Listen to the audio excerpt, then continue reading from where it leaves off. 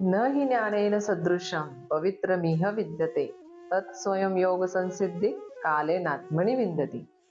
भगवद्गीतेतील या श्लोकामध्ये भगवान श्रीकृष्ण सांगतात की ज्ञान ही या जगातील श्रेष्ठ आणि पवित्र असे साधन आहे. बाह्य कर्मकांड, पूजा अर्चा किंवा शब्दांच्या पाठांतराने हे आत्मज्ञान प्राप्त होत नाही. दीर्घकाळाच्या कर्मयोगाने अंतरंग शुद्ध असणारा व्यक्तीच हे आत्मज्ञान प्राप्त करू शकतो. यावर संत तुकाराम महाराज म्हणतात, ज्ञानियांचे दर्शन झाले, अंतरंग निर्मळ झाले, अविद्येची रात्र सरली, उजेड पडला मनात.